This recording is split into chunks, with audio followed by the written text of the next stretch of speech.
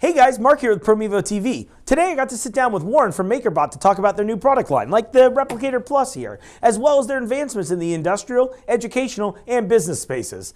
Let's hear it from Warren.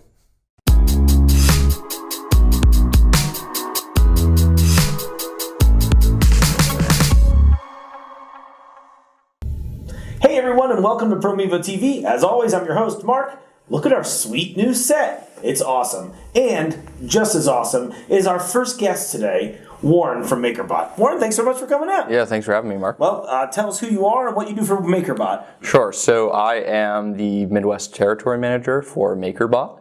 I've been with the company for a little over a year, so I'm just excited to be teaming up with Promevo. Awesome. Well, thanks for coming. Nice to have some fresh blood in here. So, obviously, 3D printing is one of the fastest growing trends in technology right now. How long has MakerBot been in the 3D printer business, and how did they get started? Sure. So, MakerBot has been around since 2009. We were actually founded by an art teacher who was a maker himself and was just really excited about the technology.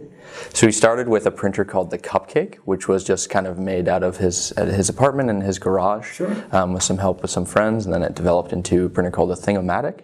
And then the printer that made us famous, which we unleashed at CES, is called the Replicator 2. Oh, awesome.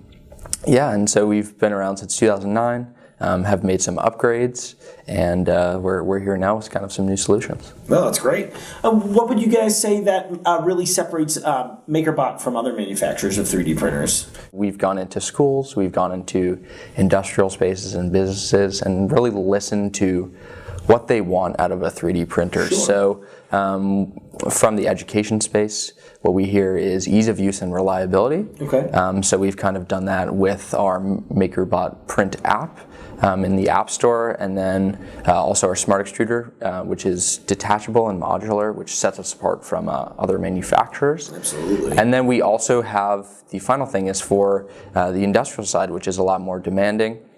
We rolled out MakerBot Print, so you can do native CAD file assembly. You can print to multiple devices, so it's just set up to be make sense for them. With SolidWorks, is something that they use, so you can split it up onto multiple build plates, so you can be iterating as you make. Well, can you tell us a little bit more about the current line of printers as far as, I guess, the Replicator series, right? Absolutely. So we have 3 printers. We have the Mini Plus, the Replicator Plus, and then the MakerBot Replicator Z18, which is our largest printer. Oh, cool. So that's our biggest printer. It's set up for industrial side, businesses, and also for vocational schools or anyone really who wants a big build size. And then we have the Replicator Plus, which is our flagship printer. The cool innovation there was we made the build plate flexible. Oh, cool. Yeah, so that's really interesting. Yeah, definitely. So originally it was blue painter's tape, sure. Which was totally fine, and you would just separate the print from there. But now we have a build surface that goes on top, so a larger print, you just flex it and pop it free. It pops right off. Absolutely. That's going to be huge. Mm-hmm. And I mean, all of the printers, including the Mini, which is our smallest printer, use the Smart Extruder Plus, which is modular. And the Mini is a great entry-level printer for someone who just wants kind of proof of concept. Sure. Or maybe if you want to get it like into each individual classroom. Well, and I guess it's fun for us because right now at Promevo, we've launched a new STEM section in our shop, and obviously we're excited to have the MakerBot products available to everybody. Why do you think that 3D printers are such an important piece of technology for schools today? And what kind of skills do you think that they're helping students develop? Absolutely. So I think that's a great question. So it gives students access to a technology that they wouldn't have otherwise. Sure. So if you look at the traditional classroom structure, for the past 50 or so years, it's been pretty similar. So you've had a teacher at the front of the class kind of doing a lecture, and you've had some innovations like with the smart board. But with 3D printing, it empowers students and it makes them really perk up in these lesson plans. Well, and I imagine that it's not just for educators too, right? I mean, I would assume that you guys are obviously making printers for professionals as well.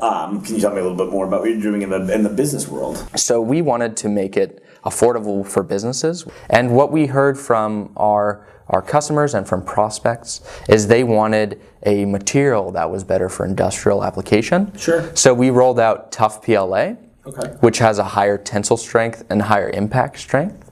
Let me ask you this. What kind of resources are out there for people who might be new to 3D printing and really just want to know where to get started? You know, I mean, I'm assuming that a lot of people will probably know about 3D printing, but I'm sure there's a few people out there that might be watching this and are just like, okay, he keeps saying words like 3D printing. What does that mean? It's like, well, we're making stuff. Yeah, definitely. So I know when people see a 3D printer for the first time, they start to think about all the things that they could make, which is a great starting point. So I always point people in the direction of Thingiverse. Okay. So Thingiverse is an online platform with over 1 million prints uploaded. You can kind of browse around, see what's possible, download the files to print, and then there's also for educators a really valuable platform called Thingiverse Education. Oh, okay. So you go there and you see resources, plug and play lesson plans organized by technology, math, engineering, science, even history and art. There are use cases, so that's a great first stop. And the reason that's so valuable, and kind of getting back to education, is it's plug and play. So these are lesson plans that are plugged into project-based learning, into core standards. You can communicate with other teachers there. So it's even a valuable resource for people that may not be in the education space, just to see what's being done. That's so cool. Well, Warren, I really appreciate you coming out thank today. you so much for having me. Really appreciate it. Well, I hope everybody enjoyed that. I hope you like the look of our new studio. This will be the first of many to come. So thank you so much for watching. As always, like the video, share the video, subscribe to our video, leave me some comments as to who you'd like me to talk to or what you want to know more about, and I'll see you next time.